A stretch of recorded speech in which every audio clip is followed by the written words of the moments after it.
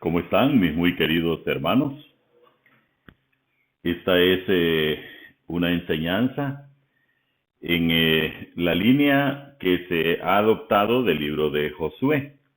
Hoy por la mañana el pastor Daniel estuvo terminando prácticamente un ciclo y hoy me toca a mí iniciar uno para esta jornada de la tarde. Recordemos que este es un tiempo de oración en el cual vamos a acompañar de esta meditación sobre el libro de Josué. Esta es una enseñanza sistemática, porque hemos agarrado todo el libro y en el cual vamos aprendiendo lo que el Señor en aquel momento le enseñaba a Josué. Recordemos que de manera general Josué es un libro de transición de la esclavitud a la libertad, que hoy podría aplicarse también a nosotros en esa transición en la cual el Señor nos ha librado de la obligación de pecar. Vamos a tomar un versículo representativo de la idea general del estudio y vamos a tomarlo en el capítulo 20, el verso 2 y 3. Dice la palabra de Dios: habla a los hijos de Israel y diles: señalaos las ciudades de refugio, de las cuales yo os hablé por medio de Moisés, para que se acoja ahí el homicida que matare a alguno por accidente y no a sabiendas, y os servirán de refugio contra el vengador de la sangre. Vamos a orar. Gracias, Dios, por este momento, por esta enseñanza que tienes tú a través del libro de Josué, en el cual nos muestras cuál es tu voluntad. Nos enseña, Dios, que tú eres un Dios de justicia, que busca sobre todo que la justicia prevalezca. Ahora, es una decisión nuestra obedecer, es una decisión nuestra también tomar esa justicia que tú has dejado como una justicia modelo. Gracias, Dios, también por este día en el cual nos permites tener estos tiempos de reflexión.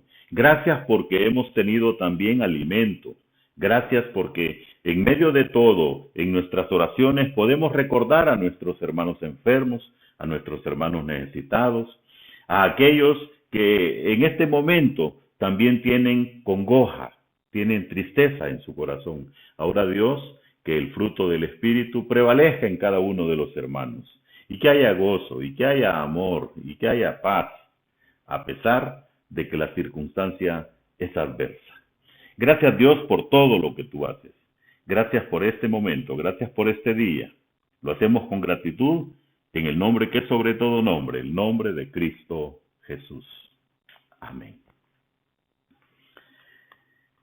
En este capítulo 20, como decía al principio, prácticamente del capítulo 13 al capítulo 19, Josué recibe instrucciones sobre cómo repartir, recuerda usted, los territorios aún los no conquistados. Y en el capítulo 20, que es el que hoy estamos tratando de entender, Dios desarrolla a través de Josué un concepto completamente nuevo, novedoso. Este previamente fue ordenado a Moisés. Y eso lo encontramos en el capítulo 2 que leímos, donde dice, de las cuales yo os hablé por medio de Moisés. Y me llama la atención porque el libro de Deuteronomio, precisamente, en el capítulo 4, en el verso 41 y 42, dice: entonces apartó Moisés 3 ciudades a este lado del Jordán al nacimiento del sol, para que huyese allí el homicida que matase a su prójimo sin intención, sin haber tenido enemistad con él nunca antes, y que huyendo a una de estas ciudades salvase su vida. ¿De qué está hablando? De las ciudades llamadas en ese momento ciudades refugio. Y sobre esas ciudades refugio, yo quisiera que hoy abramos nuestra mente un momento, tratemos de entender qué es lo que Dios nos está enseñando. Estas ciudades de las cuales estamos hablando acá, en el verso 2, señalaos las ciudades de refugio, eran verdaderas fortificaciones contra los enemigos. Se distinguían precisamente de las aldeas o de las demás ciudades que hubiesen porque tenían protección de un muro. Entonces aquí tenemos ya una característica principal de estas verdaderas ciudades fortificadas, de estas ciudades de refugio, de que debían de tener un muro protector. Y fueron fundadas para que toda persona acusada justa o injustamente podía refugiarse o encontrar ahí ese apoyo hasta que fuera escuchada por una asamblea de personas no involucradas en el incidente. Geográficamente serían 3 al oriente y 3 al occidente del río Jordán. De estas ciudades sobresalen 2, Siquén y Hebrón. Estas ciudades, como usted bien recuerda, son cananeas. Fueron construidas o desarrolladas aún antes de Abraham, ya que aquí construyó un altar la primera vez que entró a la tierra cananita. Busque usted el libro de Génesis en el capítulo 12, en los versos 5 y 7, y dice la palabra de Dios. Recuerda usted que en el capítulo 12 es el inicio de la historia de Abraham en el libro de Génesis. Y dice 5, tomó pues Abraham a Sarai su mujer. ¿Cuándo la tomó? Cuando le dijeron, vete de tu tierra y de tu parentela, como inicia el 12. Y a Lot, hijo de su hermano, y todos sus bienes que habían ganado, y las personas que habían adquirido en Harán, y salieron para ir a tierra de Canaán. Y a tierra de Canaán llegaron. Y pasó Abraham por aquella tierra hasta el lugar de Siquén, hasta el encino de Moré. Y el cananeo estaba entonces en la tierra. Y apareció Jehová a Abraham y le dijo, a tu descendencia daré esta tierra. ¿A quiénes? A los que hoy están ahí, donde está Josué. Y edificó allí un altar a Jehová. ¿Recuerda usted esa característica de Abraham? Abraham levantaba altares en todos los lugares que él estaba, quien le había aparecido. Aquí también fueron enterrados en esta ciudad de Siquén los restos de José en el campo comprado por Jacob. Hago mención a esto porque también este detalle usted lo va a ver en el Nuevo Testamento cuando Jesús habla con la mujer samaritana y recuerdan estos detalles respecto al pozo de Jacob.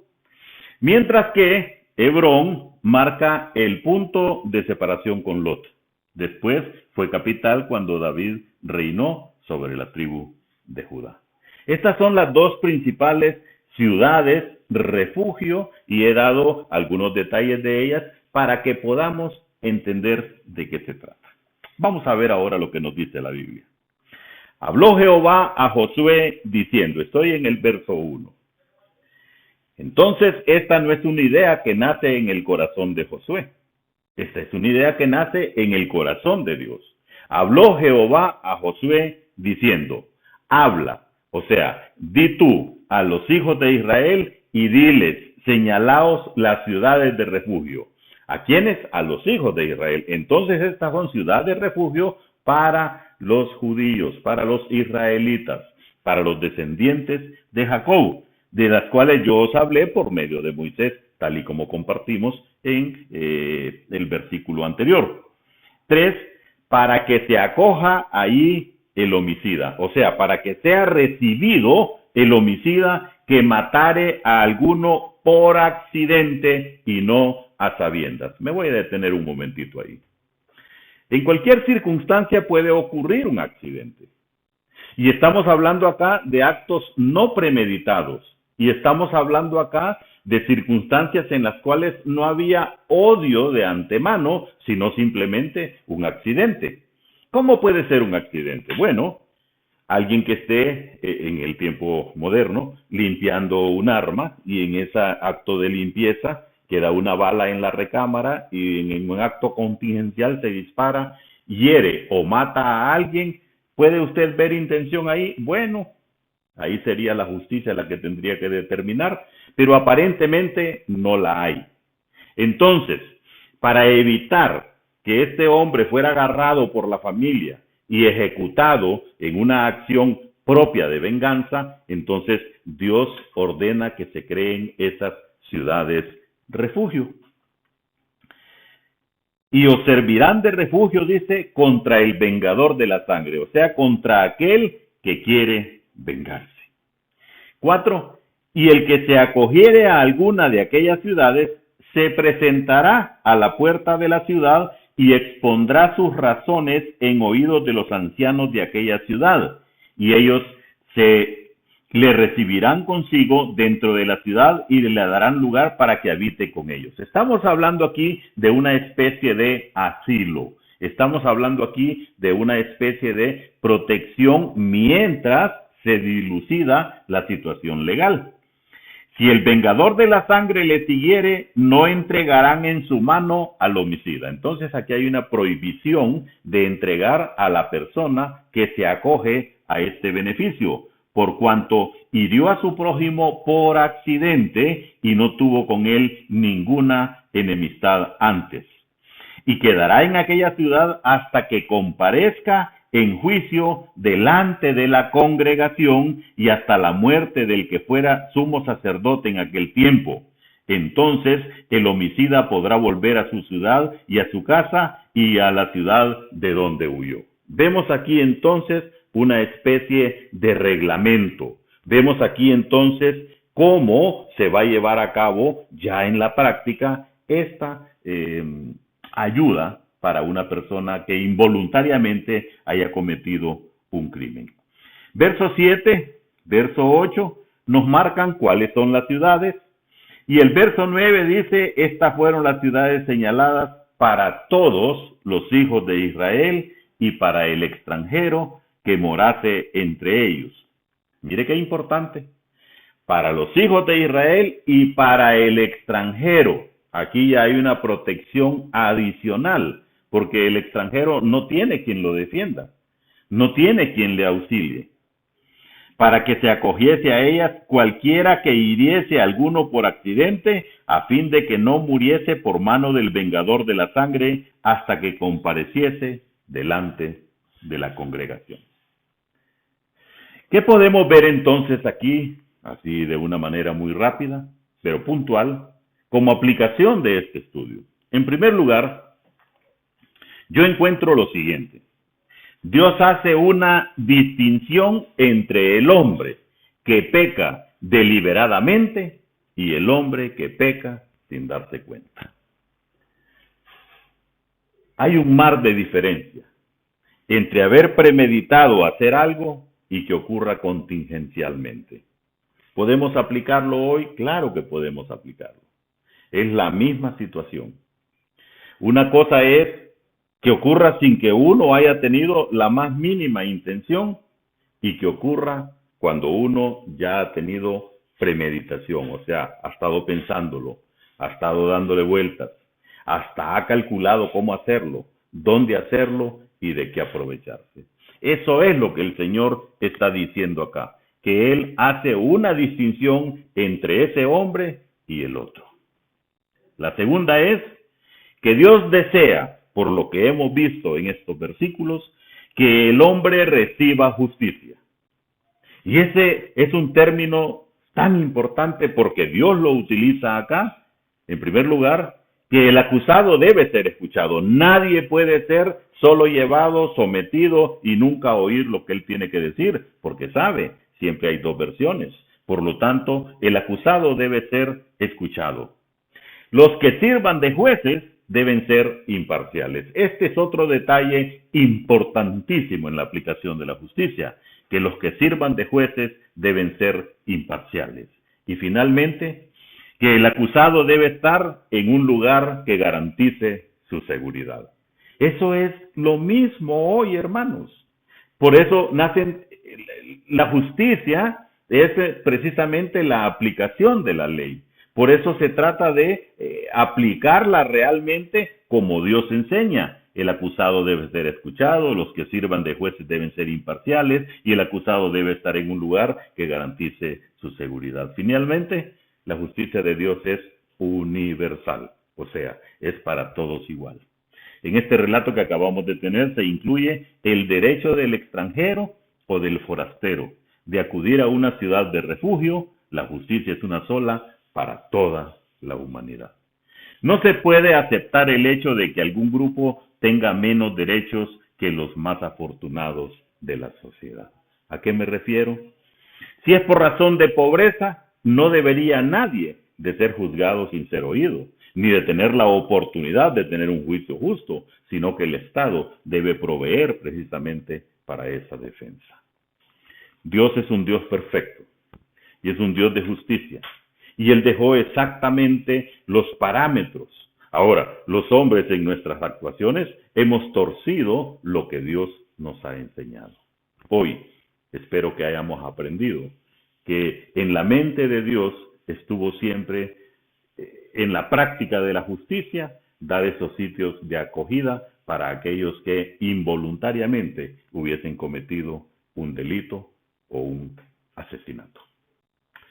Quiera Dios que en la práctica de nuestras vidas nosotros también estemos cuidando del extranjero, estemos también buscando que la justicia, por lo menos la que está en nuestras manos, debe de ser aplicada. ¿Qué es lo más justo? Darle al que menos tiene.